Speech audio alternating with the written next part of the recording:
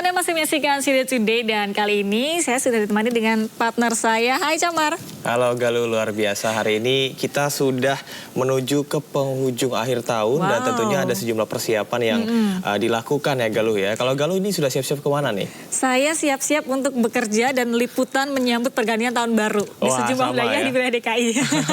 Tentunya ada resolusi-resolusi yang kita harapkan ya. Tapi yang paling penting menuju akhir tahun ada sejumlah persiapan yang harus dilakukan ya. Apa kalau Camar persiapannya? Fisiknya harus prima, kemudian juga kendaraan yang digunakan harus prima karena kita nanti juga akan melihat bagaimana situasi dan kondisi di beberapa titik, terutama di pelabuhan dan juga seperti yang satu ini nih Galuh ya. Meskipun kita juga sudah mempersiapkan diri, tapi juga terkait dengan cuaca, ini juga perlu diwaspadai mengenai cuaca ekstrim ya Galuh ya. Cuaca ekstrim dan kita juga harus berdoa dan berwaspada karena memang pergantian dari Desember ke Januari ini lagi banyak intensitas curah hujan yang tinggi. Jadi harus siap-siap. Tapi kalau bisa nggak usah keluar rumah, di rumah aja nggak sih? Di rumah aja istirahat ya Galuh ya. Istirahat sambil lihat kembang api dari balkon gitu misalnya. Ya, kita menuju ke informasi selanjutnya ini pemirsa, ada puluhan kapal di Pelabuhan Pelindo, Tegal, Jawa Tengah yang ludes terbakar. Ya, akibat peristiwa ini kerugian ditaksir mencapai puluhan miliar rupiah.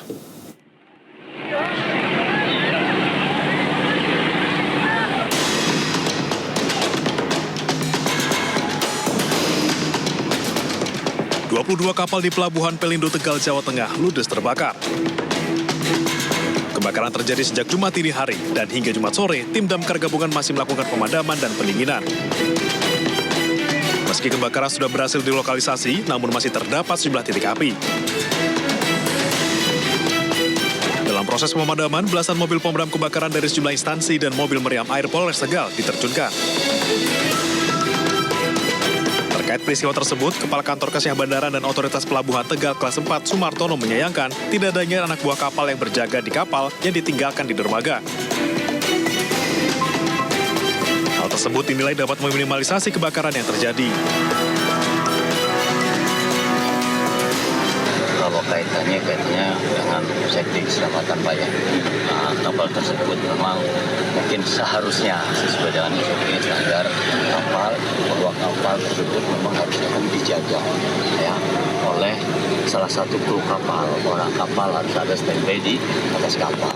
Tapi notabene mayoritas untuk kapal-kapal perikanan ya dalam melakukan kegiatan bongkar dan buat hanya ditinggal gitu kosong seperti itu.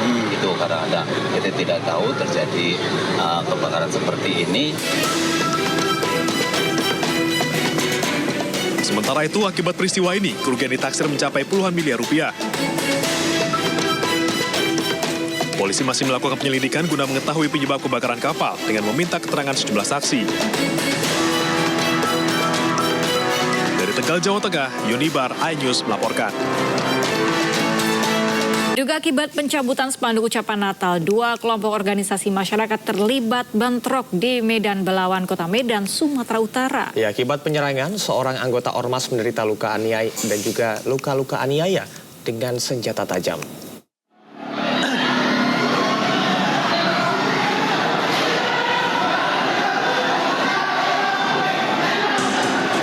Sejumlah pemuda dari dua ormas saling serang di dekat kedai kopi di Kelurahan Belawan 1, Kota Medan, Sumatera Utara.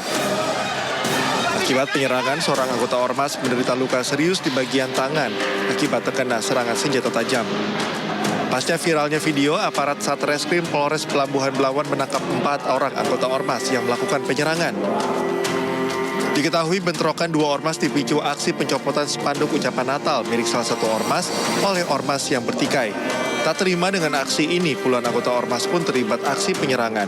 Kejadian itu, sekelompok orang yang diduga dari ormas GRIP tidak terima, sehingga terjadi keributan dan kericuhan yang berujung terhadap penyerangan terhadap Sekjen PP PAC. Sejumlah barang bukti, senjata tajam, dan pakaian yang digunakan pelaku disita petugas. Keempat pelaku yang telah ditetapkan sebagai tersangka terancam hukuman maksimal 9 tahun penjara. Dari Medan, Sumatera Utara, Yuda Bahar, iNews melaporkan. Banyak peristiwa terjadi di tanah air, termasuk yang satu ini ada beberapa alasan kenapa orang melakukan kriminal. Nah, ini berkaitan dengan putus cinta. Nih biasanya kalau Camar putus cinta ngapain? Oh, kalau saya pastinya galau. Lebih baik setelah lagu galau daripada melakukan kriminal seperti yang satu ini nih, galau. Wah, ya ini informasi ya ini karena diputus cinta pemirsa, seorang pria tega menyiram air keras mahasiswi mantan pacarnya di Yogyakarta.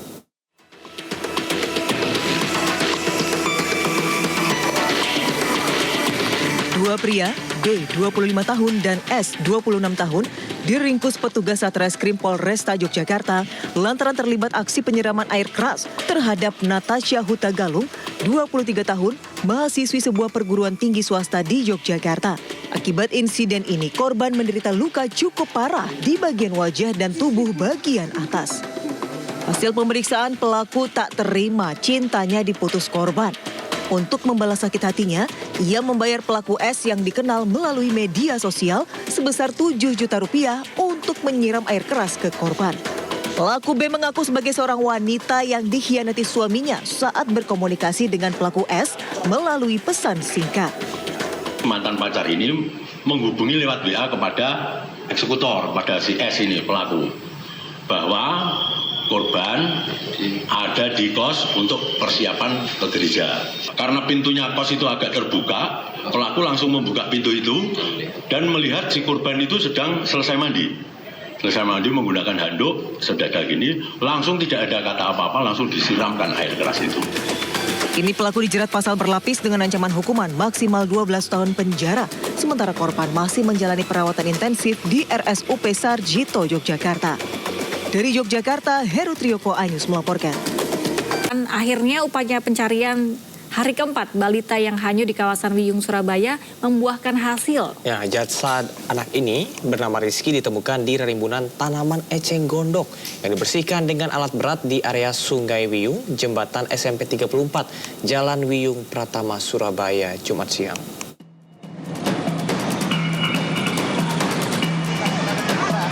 Tim SAR gabungan berhasil menemukan seorang balita Rizky tewas tenggelam di kawasan Babatan Wiyung, Surabaya. Korban ditemukan di hari keempat pencarian usai hanyut di selokan. Pencarian diperluas dengan fokus di area jembatan SMP 34 di Jalan Wiyung Pratama.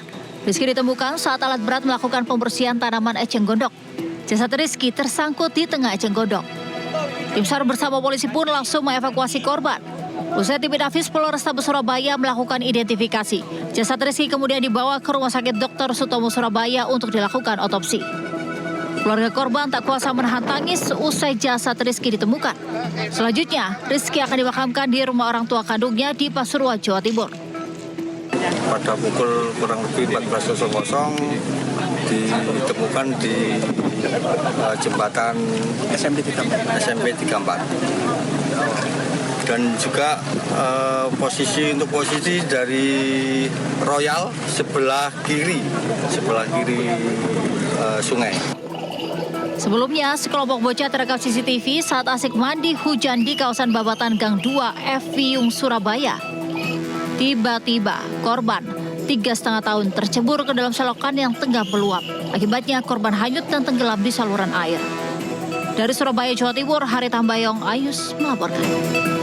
Ya, inilah pentingnya pengawasan orang tua ya dalam mengawasi anak-anaknya, entah dia bermain, dia belajar, dia menggunakan gadget pun tetap harus diawasi. Betul, karena kalau kita lihat dari video yang beredar, ini tanpa pengawasan orang tua dan hujan sedang lebat sehingga air dari selokan ini meluap begitu ya, sehingga tidak terlihat oleh anak tersebut dan mengakibatkan anak tersebut jatuh ya ke dalam selokan atau seperti semacam parit kecil ya, Galuh ya. Dan ini juga jadi perhatian bagi ketua RT atau RW ataupun juga pejabat setempat untuk bisa mengamankan situasi dan kondisi dari rumah ataupun juga pemukiman warganya, Galuh. Karena kalau kita lihat tadi di sana tidak ada ini ya, tidak terlihat ada pembatas ataupun penutup. Jadi mungkin bisa next time atau lain kali selokan-selokan seperti atau hal-hal yang jalan-jalan berlubang itu bisa ditutup agar tidak terjadi hal-hal yang serupa. Ya, kita beralih ke informasi selanjutnya, pemirsa. Seorang mahasiswi ditemukan tewas bersimbah darah di gedung aula Gimnasium Universitas Pendidikan Indonesia, Bandung, Kamis sore. Ya, polisi menduga korban tewas akibat terjatuh, namun penyebabnya masih dalam penyelidikan.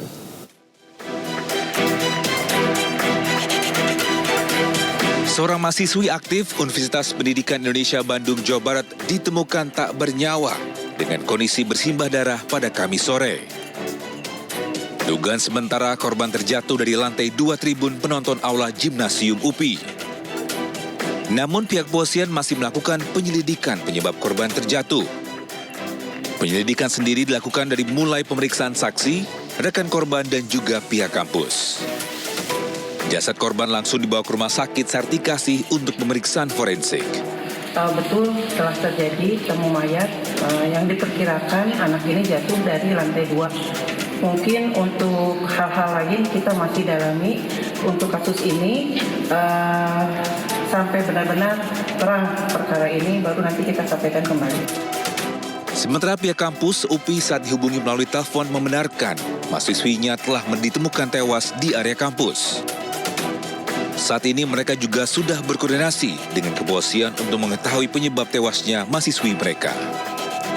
Dari Bandung, Jawa Barat, Juhpita Melana melaporkan. Ya, ini masih berkaitan dengan lingkungan kampus. Direktorat Reserse Kriminal Umum Polda Jawa Tengah mencekal 3 tersangka baru dalam kasus perundungan PPDS Universitas Diponegoro. Ya, pencekalan guna mencegah para tersangka melarikan diri ke luar negeri.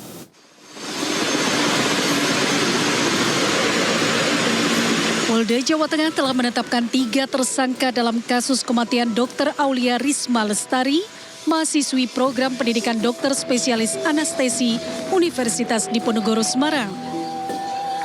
Ini adalah Sri Mariani, staf administrasi di Universitas Diponegoro. Polisi menetapkan tersangka dalam kasus perundungan berujung tewasnya Dr. Aulia Risma Lestari. Selain Sri Mariani, polisi juga menetapkan 2 rekan lainnya bernama Taufik Eko Nugroho dan Zara Yupita Azra. Diketahui Taufik Eko Nugroho merupakan Kepala Program Studi PPDS Anestesiologi dan Terapi Intensif Fakultas Kedokteran Undip Semarang. Sedangkan Zara Yupita Azra merupakan dokter senior Aulia Risma Lestari. Usai ditetapkan tersangka, kini penyidik di Treskrimum Polda Jawa Tengah mencekal 3 tersangka dalam kasus dugaan pemerasan hingga bullying yang mengakibatkan salah satu mahasiswi PPDS Undip Semarang meninggal dunia. Ya, nanti kita lihat ya. Saya akan melakukan pemeriksaan nanti awal Januari biar minggu depan ya. Kemudian kita akan lihat dan menganalisa bagaimana hasil pemeriksaannya. Kalau menghambat proses penyidikan ya kami lakukan tindakan tegas. Tapi kalau tidak menghambat, kita lihat pertimbangan-pertimbangannya lain. Seperti diketahui, mahasiswi PPDS Anestesi Undip Dr. Aulia Risma Lestari ditemukan meninggal dunia di kamar indekosnya usai menyuntikan obat bius secara berlebihan pada tubuhnya. Diduga meninggalnya Dr. Aulia akibat kasus perundungan yang dialaminya di lingkungan rumah sakit. Dari Semarang, Jawa Tengah, Kristadi, iNews melaporkan. Ya, kita ke kasus lain, pemirsa. Polisi mengendus adanya dugaan keterlibatan ibu kandung Agus Difabel dalam menjerat para korbannya. Sementara Polda NTB telah merampungkan berkas Agus dan menyerahkannya ke jaksa.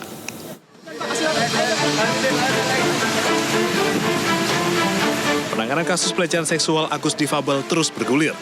Berkas perkara Agus telah dirampungkan Subdit 4 di Treskrimum Polda NTB dan diserahkan ke Kejaksaan. Namun kini, penyidik mengendus adanya dugaan keterlibatan ibu kandung Agus dalam menjerat sejumlah korban yang sebagian besar merupakan mahasiswi. Dalam waktu dekat, penyidik akan menjadwalkan pemeriksaan terhadap yang bersangkutan. Ada petunjuk mengarah ke ibunya? Iya. Kadit? Kalau kita ketahui kan petunjuknya cuma satu. Waktu itu yang terkait dengan korban menyatakan bahwa saya akan menelpon ibu saya dulu. Saya untuk memberikan informasi. Nah, itu akan kita dalami seperti apa. Tapi kan korban ini harus melapor juga sebagai korban yang memang melibatkan ibunya. Kalau dari keterangan si Agus sendiri, pelaku, bahwa ibunya tidak ada di TKP, tidak ada, cuma hanya komunikasi. Itu juga tidak semua dikomunikasikan sama ibunya. Sementara itu, masa perpanjangan tahanan rumah Agus selama 40 hari segera berakhir. Selanjutnya, Agus akan ditahan di Lapas Kelas 2 Akuripan. Dari Mataram, Nusa Tenggara Barat, Hari Kasidi, iNews melaporkan. Pemirsa, Crazy Rich Surabaya, Budi Said mendapat vonis 15 tahun penjara atas kasus jual beli emas PT Antam yang merugikan negara hingga 35,5 miliar rupiah. Crazy Rich Surabaya Budi Said divonis penjara dalam kasus korupsi terkait jual beli emas 58,841 kg. Sidang pembacaan putusan digelar di Pengadilan Tipikor Jakarta hari ini. Budi Said dinyatakan bersalah melakukan rekayasa jual beli emas PT Antam yang merupakan BUMN hingga merugikan keuangan negara senilai 35,5 miliar rupiah. Budi Said divonis 15 tahun penjara dan denda 1 miliar rupiah apabila tidak dibayar diganti dengan pidana kurungan 6 bulan. 1. Menyatakan terdakwa Budi Said terbukti secara sah dan meyakinkan bersalah melakukan tindak pidana korupsi dan tindak pidana pencucian uang secara bersama-sama dan berlanjut sebagaimana dakwaan ke-1 primer dan dakwaan ke-2 primer. 2. Menjatuhkan pidana kepada terdakwa Budi Said oleh karena itu dengan pidana penjara selama 15 tahun, denda sejumlah 1 miliar apabila terdakwa tidak dapat membayar uang pengganti selama 1 bulan setelah putusan mempunyai kekuatan hukum tetap, maka harta bendanya dapat disita dan dilelang untuk menutupi uang pengganti tersebut. Jaksa pada Kejaksaan Agung mengajukan banding atas vonis suami Sandra Dewi Harvey Muiz. Ya, jaksa menganggap putusan itu terlalu ringan. Kapus Penkum Kejaksaan Agung Harley Siregar mengatakan pihaknya mengajukan banding atas putusan terdakwa Harvey Muiz yang divonis 6,5 tahun penjara. Jaksa juga mengajukan banding atas putusan terdakwa Suwito Gunawan, Robert Indiarto, Reza Andriansyah, dan Suparta. Kelimanya merupakan terdakwa kasus korupsi tata niaga pertambangan timah. Alasan jaksa mengajukan banding karena vonis yang dijatuhkan kepada 5 terdakwa tersebut terlalu ringan. Jaksa juga menilai ada ketimpangan hukum dalam vonis tersebut. Sebelumnya Harvey Muiz divonis 6,5 tahun penjara dan denda 200 miliar rupiah, padahal ia dinilai merugikan negara hingga 300 triliun rupiah. Sekian. Sesuai dengan patokul. Oleh jaksa penuntut umum setelah menggunakan masa pikir-pikirnya dilakukan dengan mempertimbangkan yang pertama bahwa dari sisi stramat bahwa jaksa penuntut umum melihat bahwa ada range yang terlalu jauh antara tuntutan dengan putusan. Yang kedua bahwa tentu jaksa penuntut umum mempertimbangkan rasa keadilan masyarakat yang masih belum dipertimbangkan secara utuh oleh pengadilan.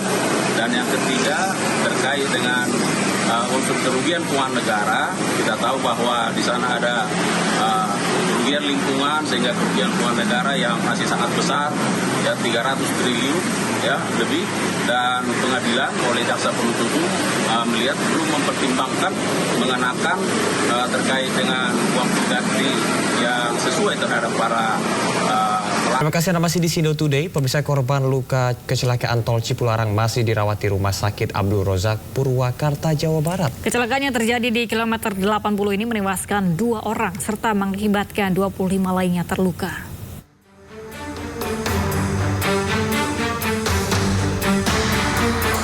...37 korban kecelakaan tol Cipularang kilometer 80 telah pulang dari rumah sakit. Sementara 25 korban luka berat dan sedang masih dirawat di Rumah Sakit Abdul Razak Purwakarta, Jawa Barat. Seluruh biaya perawatan medis telah ditanggung asuransi Jasara Harja. Dan apabila biaya perawatan telah habis maka dialihkan ke BPJS. Secara otomatis itu upgrade dengan BPJS. Karena itu kita sarankan juga saudara-saudara kita untuk memiliki BPJS, dan tadi kita sudah tanyakan sebagian besar daripada mereka memiliki BPJS, sehingga nanti begitu plafonnya selesai, otomatis mereka tetap mendapatkan pelayanan maksimal dari pemerintah. Ini tadi juga yang sudah membaik, kami juga akan tetap membantu masyarakat karena ini perjalanan adalah rombongan masyarakat dari Tangerang yang kemudian akan memungkinkan kita akan pindahkan di rumah sakit rujukan terdekat. Tetapi yang paling penting adalah kondisi kesehatan sudah stabil terlebih dahulu. Jadi ini adalah wujud kehadiran negara dari sebagai Pak Wamen bahwa di tengah Nataru ini kami semua siap untuk melayani. Tetapi yang paling penting adalah kita juga mengimbau pada masyarakat untuk memastikan ini kejadian-kejadian seperti ini adalah karena titik lelah dari pengemudi.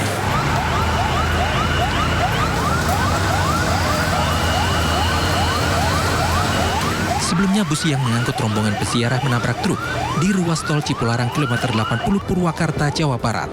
Bagian depan bus yang akan menuju Jakarta hancur setelah menabrak bagian belakang truk yang melaju di depannya. 2 penumpang bus tewas, puluhan lainnya luka-luka dan menjalani perawatan di rumah sakit. Proses evakuasi korban melibatkan tim gabungan untuk mempercepat penanganan korban dan normalisasi arus lalu lintas di ruas tol Cipularang. Diduga kecelakaan akibat pengemudi bus mengantuk hingga kehilangan konsentrasi berkendara. Dari Purwakarta, Jawa Barat, Irwan, iNews melaporkan. Puluhan awak bus angkutan libur Nataru di Terminal Giwangan, Yogyakarta menjalani tes urin yang digelar Badan Narkotika Nasional Provinsi Daerah Istimewa Yogyakarta. Ya, tes urin ini dilakukan untuk memastikan awak bus bebas dari pengaruh zat terlarang.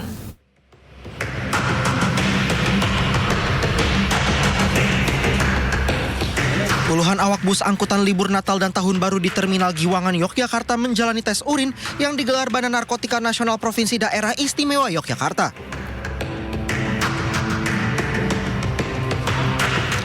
Tes urin melibatkan puluhan personel dari BNNP Daerah Istimewa Yogyakarta.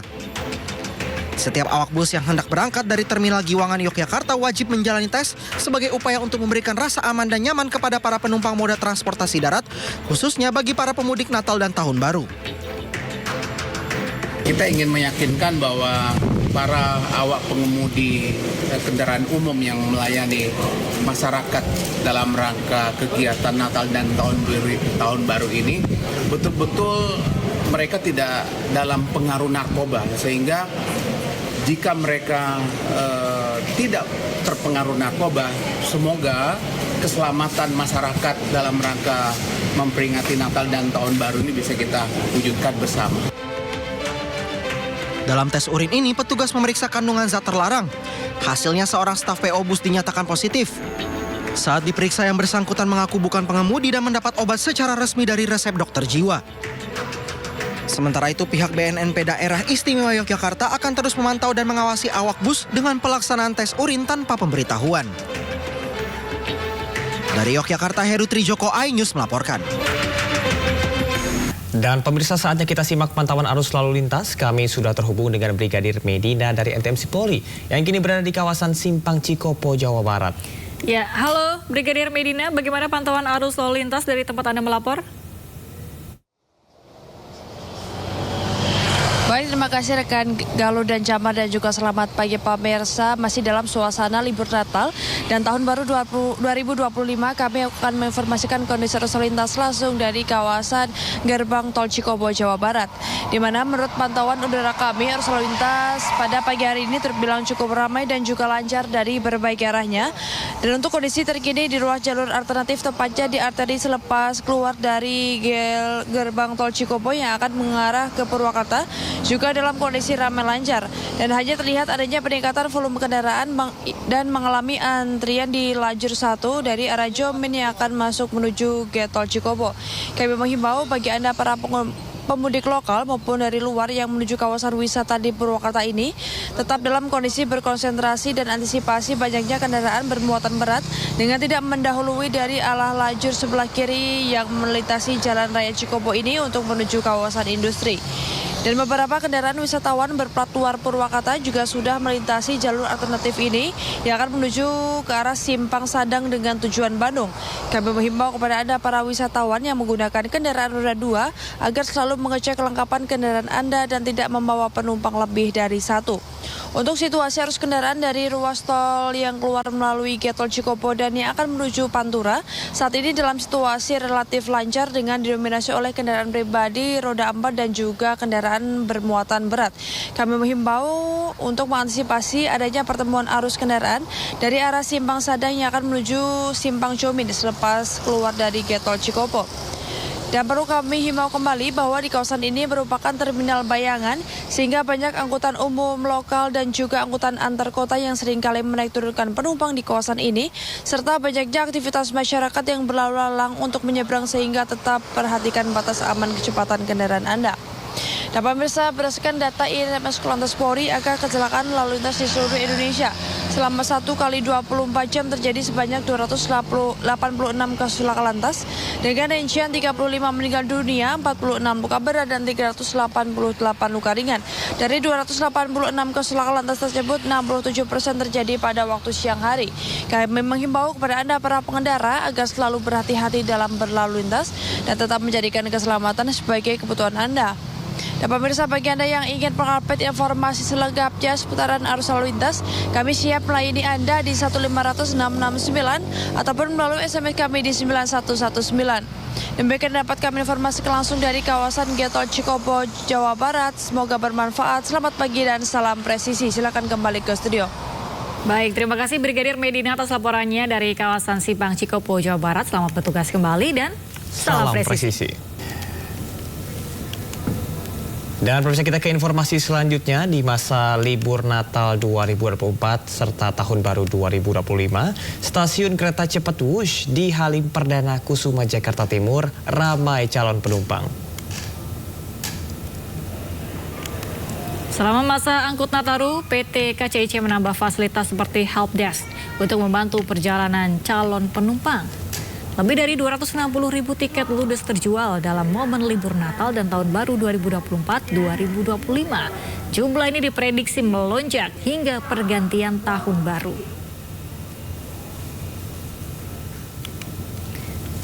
Memasuki akhir pekan pada libur Nataru, volume kendaraan di ruas tol Jakarta Cikampek mulai padat. Nampak kendaraan pribadi dan bus mendominasi ruas tol Jakarta Cikampek. Volume kendaraan dari arah Jakarta diprediksi terus meningkat. Guna mencegah ketersendatan kendaraan, rekayasa arus lalu lintas kontraflow akan diberlakukan mulai 28 Desember besok hingga 1 Januari mendatang.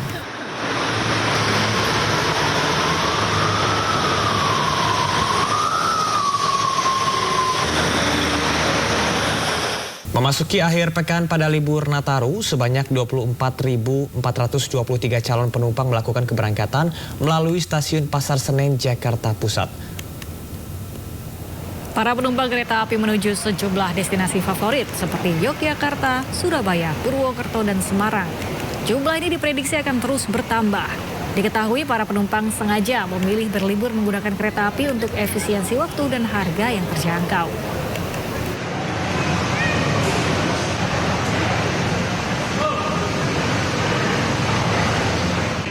Sementara itu, Menteri Lingkungan Hidup dan Wamenkomdigi meninjau langsung stasiun Pasar Senen di momen arus mudik libur Natal dan Tahun Baru. Tinjauan dilakukan untuk memastikan kesiapan agar pelayanan PT KAI berjalan dengan optimal. Menteri Lingkungan Hidup sekaligus Kepala Badan Pengendalian Lingkungan Hidup Hanif Faisal dan Wamenkomdigi Angga Raka Prabowo meninjau stasiun Pasar Senen untuk memastikan kesiapan pelayanan KAI pada arus mudik libur Natal dan Tahun Baru 2025 Jumat siang. Menteri didampingi oleh pihak PT KAI mengecek kondisi gerbong kereta serta fasilitas di dalamnya, serta sempat berbincang dengan sejumlah penumpang di area ruang tunggu stasiun Pasar Senen terkait pelayanan transportasi kereta api. Dari peninjauan tersebut, Menteri dan jajarannya, kondisi stasiun Pasar Senen dinilai lebih baik karena menerapkan Go Green dan terjaga kebersihannya dibandingkan beberapa tahun sebelumnya. Kembali lagi, mohon maaf izin Bapak. Kita ke hari ini kita berada di stasiun Senen. Secara fisik kita lihat langsung bahwa telah banyak upaya-upaya proper, upaya-upaya Go Green yang telah dilakukan oleh Bapak Kepala Stasiun Senen dan teman-teman Kereta Api Indonesia.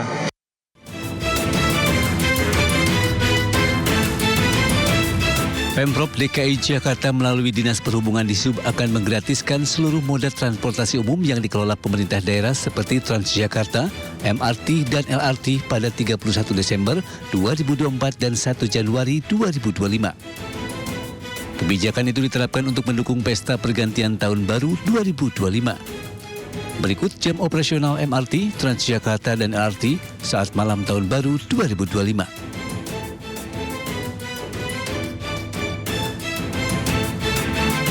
Sementara itu, LRT Jakarta, Bogor, Depok, dan Bekasi, Jabodebek juga beroperasi pada malam tahun baru 2025.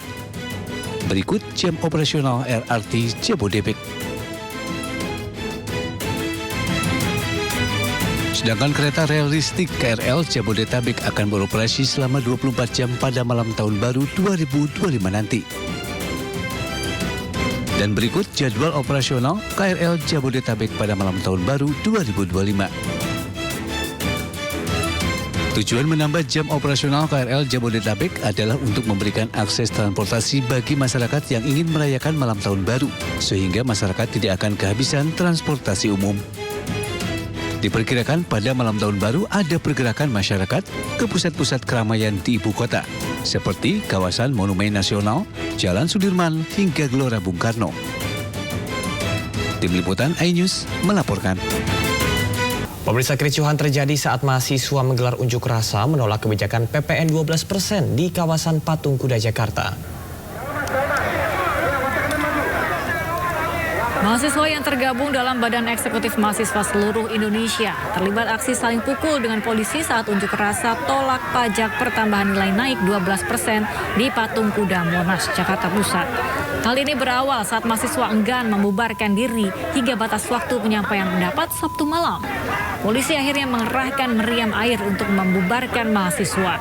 Akhirnya pun polisi berhasil membubarkan peserta aksi mengarah ke Jalan Medan Merdeka Selatan.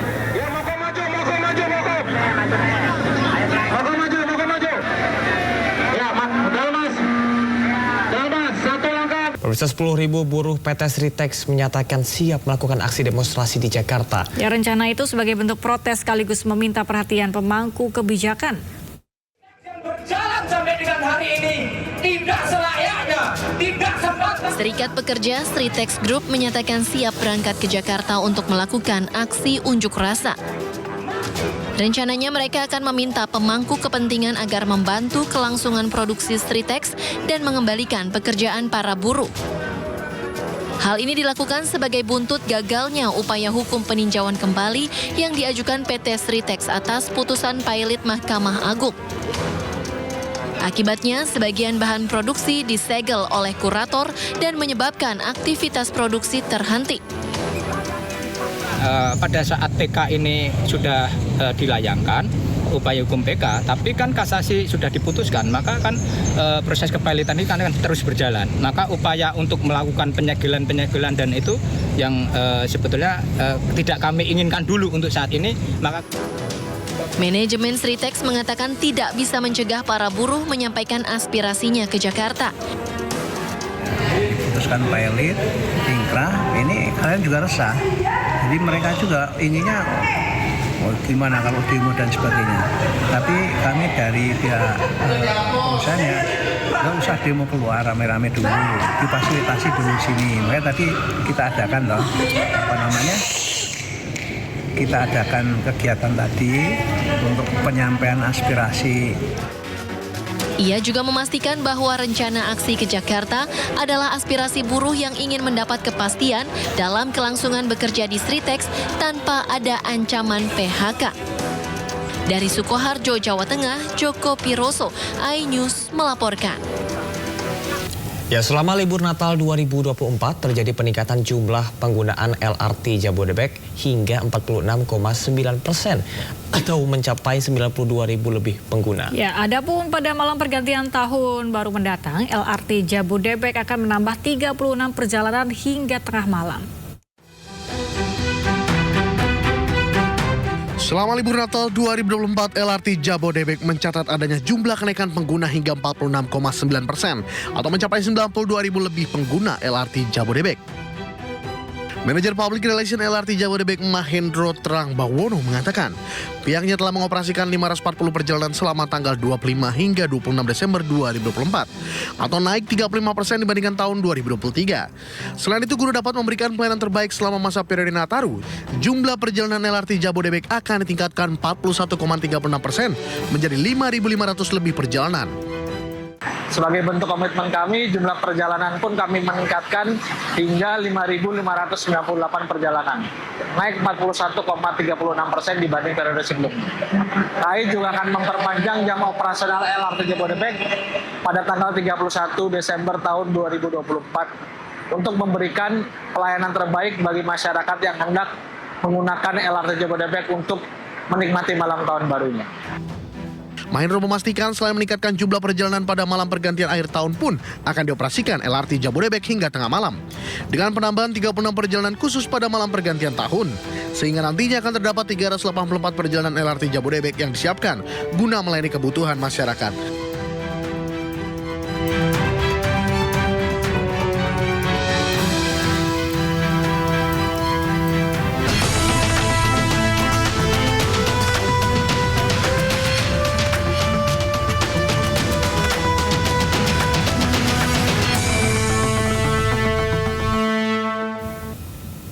Pemirsa, tahun 2024 diwarnai pertarungan sengit di seluruh daerah. Partai politik berlomba-lomba memenangkan hati rakyat melalui figur dan ketokohan calon yang diusung. Namun secara keseluruhan, partisipasi pemilih hanya menyentuh angka 71% saja. Dan berikut kami rangkum kaleidoskop Pilkada Serentak 2024. Saya menghormati itu. Menenggelamkan PDI Perjuangan oleh Pak Jokowi beserta keluarganya. Sosok Joko Widodo seolah menjadi simbol perjuangan yang berangkat dari akar rumput menjadi sosok yang bertahta di tataran puncak. Ya, sosok yang dikenal sebagai tukang kayu ini teruji mampu hingga lambat laun bisa memenangkan tahta RI 1. Tentu saja, keberhasilan ini tak lepas dari andil PDI Perjuangan sebagai kendaraan politik yang menaungi Joko Widodo dalam perjalanannya. Dimulai dari keberhasilannya memimpin kota Solo, nama Jokowi semakin wangi setelah ukir prestasi melalui kendaraan SMK. Hubungan Jokowi dan PDIP semakin lekat, terlebih kala partai berlogo kepala banteng ini mengusung Jokowi di Pilkada Jakarta pada 2012. Kemenangan telak bisa didapat. Tak berlangsung lama, PDI Perjuangan kembali mengusung Jokowi dalam pemilihan Presiden Republik Indonesia.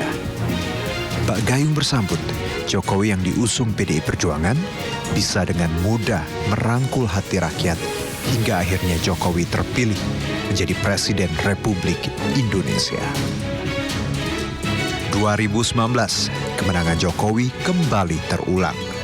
Hingga akhirnya Jokowi resmi menjadi Presiden Republik Indonesia untuk kedua kali.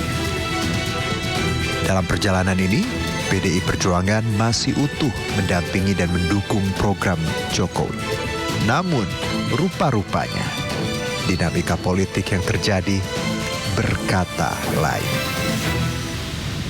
Karena tengah upaya menenggelamkan PDI Perjuangan oleh Pak Jokowi beserta keluarganya, ternyata dukungan rakyat semakin masif.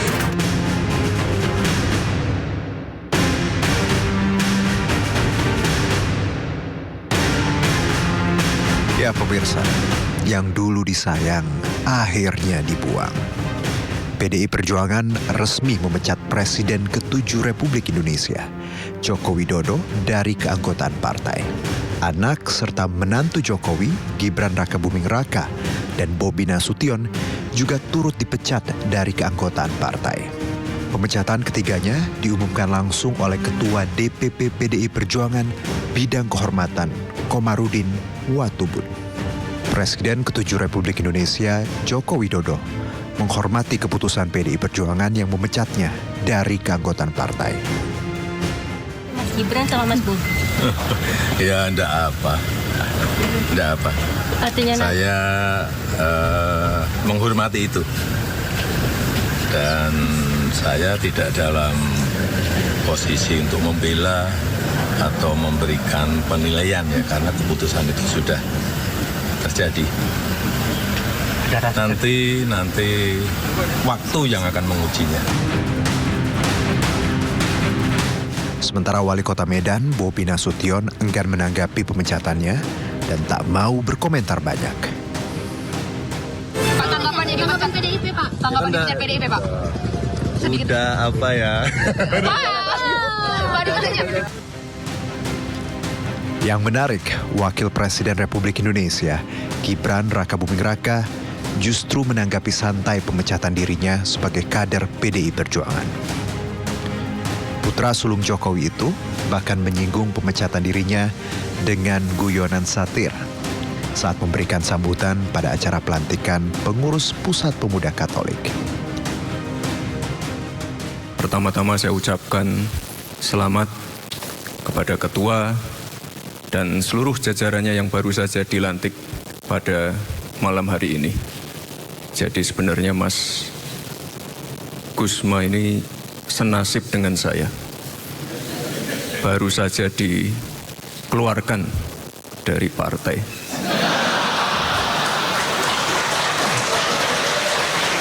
Tapi Bapak Ibu, saya ingatkan juga ini Pak Ketua, sekali lagi yang namanya perbedaan itu hal yang biasa. Ya, Stefanus Asad Gusma yang disebut Gibran merupakan Ketua Umum PP Pemuda Katolik Prodi 2024-2027. Gibran dan Gusma diketahui sama-sama mantan kader PDIP yang saat ini tak lagi menjadi bagian dari partai. Tak hanya Jokowi dan keluarga, PDI Perjuangan juga memecat 27 kader lainnya karena terbukti melanggar etik serta melakukan pelanggaran berat.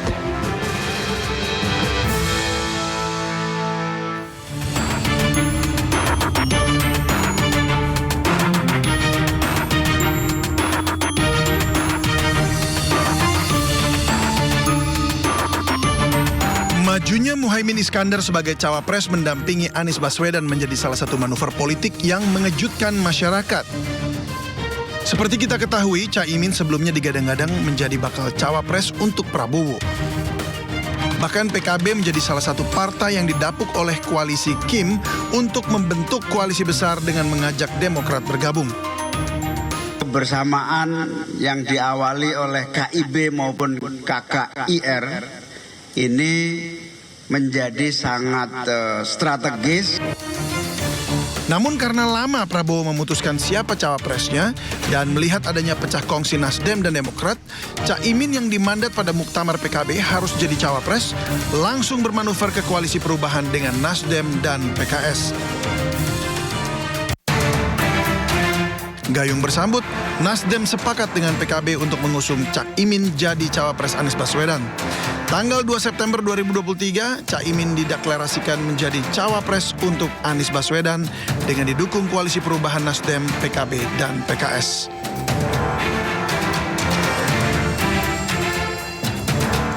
Sementara itu Prabowo yang sempat terkejut mendapat kabar bahwa PKB beralih dan main hati dengan yang lain, langsung konsolidasi kekuatan koalisi.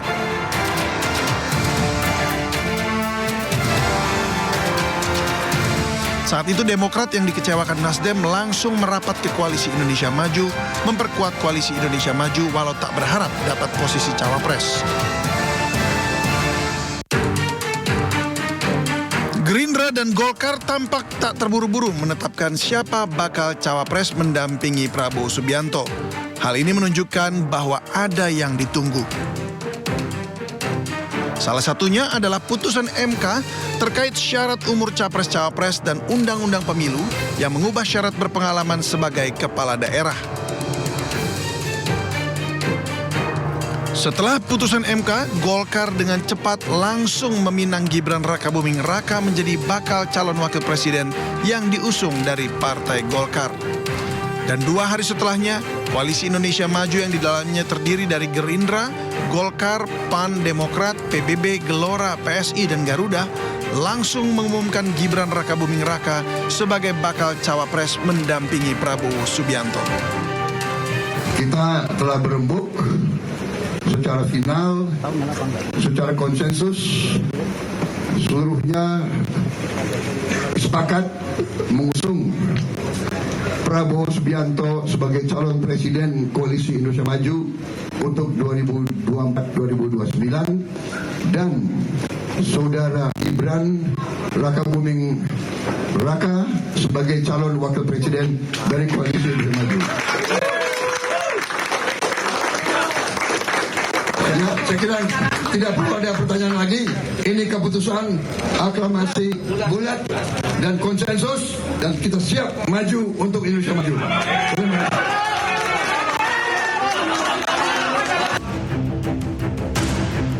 Di sisi lain, pada akhir Mei 2023, koalisi P3 merapat ke kubu PDIP dengan menawarkan Sandiaga Uno sebagai bakal calon wapres sebulan sesudah Ganjar Pranowo didaulat jadi capres dari PDI Perjuangan.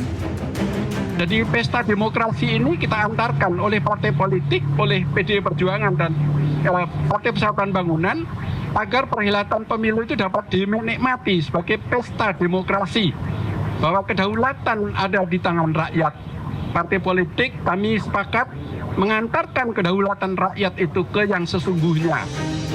Namun Gayung tak bersambut. Rapat partai koalisi yang digawangi PDIP bersama P3, Perindo dan Hanura masih mencari siapa sosok yang lebih tepat untuk mendampingi Ganjar Pranowo. Megawati Soekarno Putri juga tampak tak terburu-buru dan sepertinya masih ada yang ditunggu. Putusan MK kemudian menjadi pemicu diumumkannya Mahfud MD menjadi bakal cawapres yang akan maju Pilpres 2024 bersama Ganjar Pranowo yang diusung 4 partai koalisi PDIP, P3, Perindo, dan Hanura. Deklarasi pun digelar dengan gerak cepat. Tikung menikung bongkar pasang koalisi ini menghiasi Pilpres 2024 dan menjadikan pesta demokrasi yang paling menarik. Tim Liputan iNews melaporkan.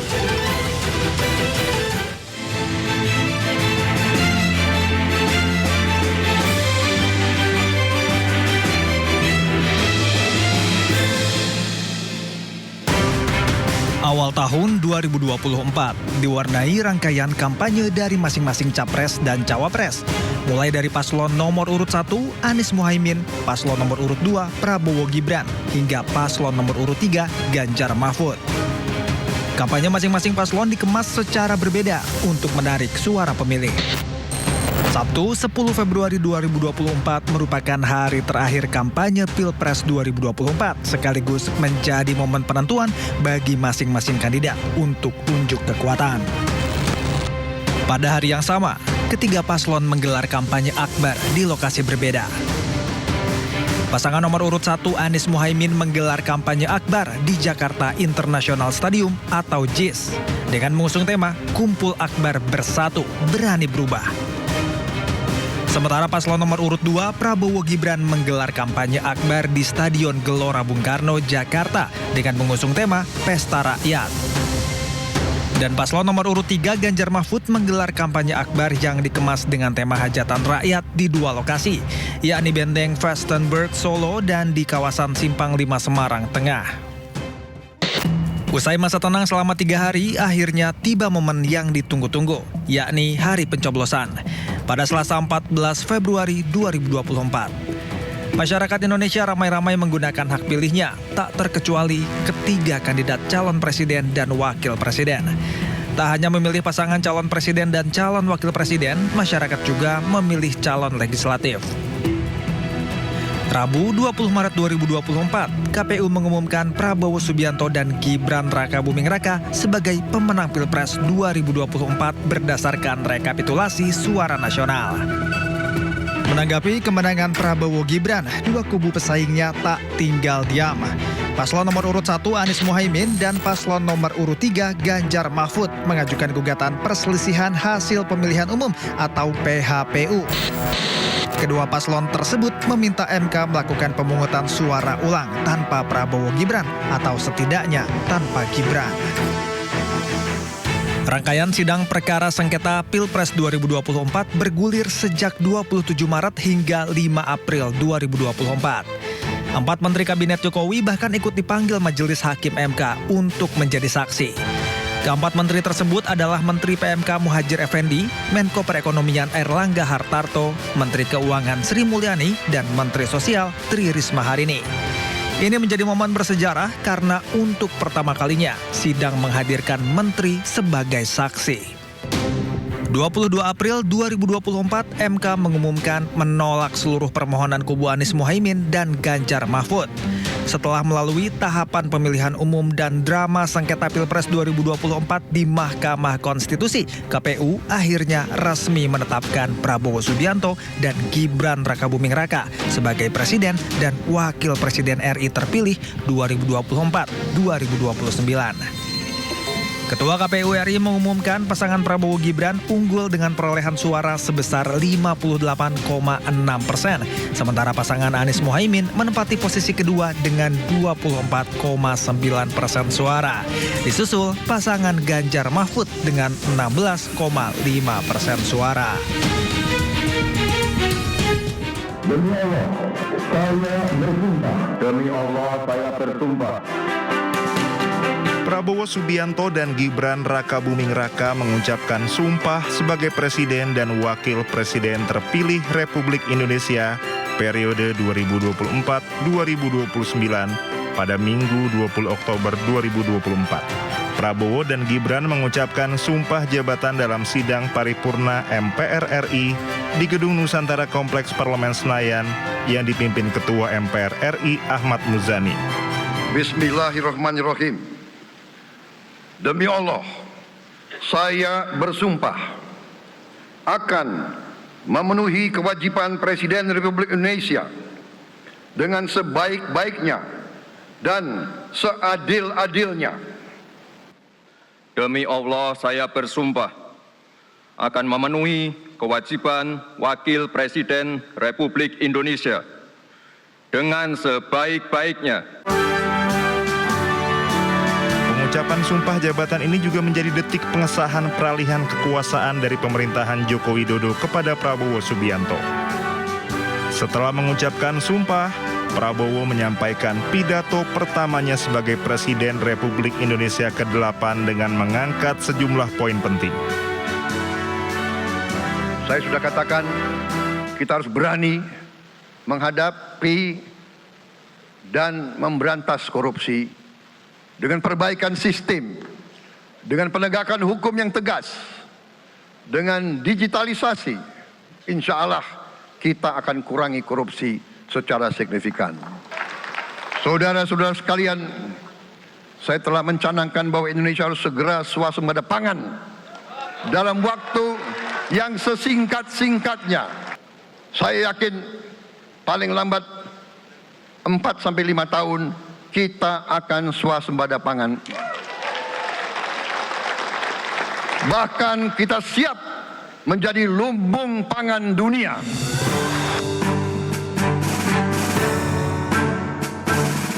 Minggu malam 20 Oktober 2024, Presiden Prabowo Subianto kemudian mengumumkan nama kabinetnya, yaitu Kabinet Merah Putih yang siap membantu jalannya roda pemerintahan hingga 2029. Dalam paparannya ada 48 menteri, 56 wakil menteri, dan 5 kementerian atau lembaga di luar koordinasi kementerian koordinator.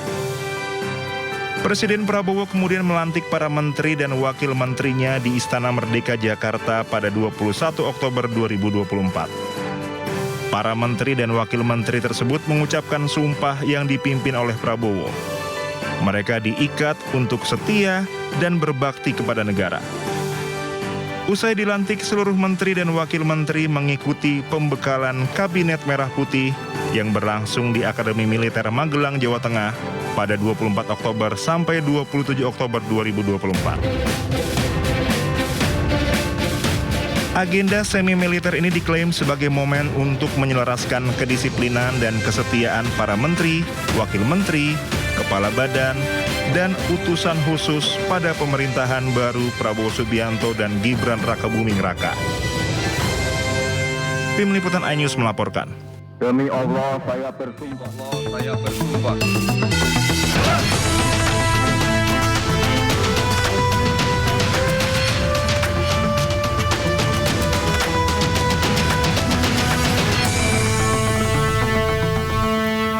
Bengkulu Utara terkenal dengan pesona keindahan wisata alam, salah satunya Curug Hujan. Ya, air terjun eksotis ini siap menghadirkan kesejukan untuk memanjakan Anda para wisatawan.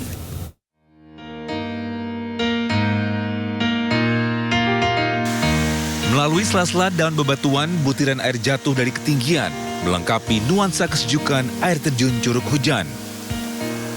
Berada di desa Batu Roto, Kecamatan Hulu Palik, Bengkulu Utara. Air terjun Curug Hujan saat ini menjadi salah satu tujuan populer wisatawan. Menuju lokasi, perjalanan dapat ditempuh selama 1 jam dari Pokdarwis desa setempat. Meski perjalanan terjal dan menantang, lelah akan terbayar saat mencapai lokasi ini. Jernihnya air dari Bukit Barisan terasa sejuk dan menyegarkan, menambah suasana asli dan alami di lokasi air terjun ini. Di sini cukup bersih, sejuk, nyaman, fasilitasnya mantap. Bisa dikatakan wisata yang bagus untuk didatangi. Segar, sejuk, mungkin agak capek ya kalau dari kota ke sini capek. Sudah berapa kali ke sini? Baru pertama kali. Di akhir pekan, wisatawan baik dari dalam maupun luar wilayah berkunjung ke lokasi objek wisata ini. Dari Bengkulu Utara, Ismail Yugo, iNews melaporkan. Menghabiskan libur panjang Natal dan juga pergantian tahun, kami akan mengajak Anda untuk menuju ke Tanjung Lesung di Pandeglang, Banten. Ya, ini objek wisata yang satu ini, pengunjung dapat menikmati keindahan alam sekaligus mencoba berbagai wahana permainan air.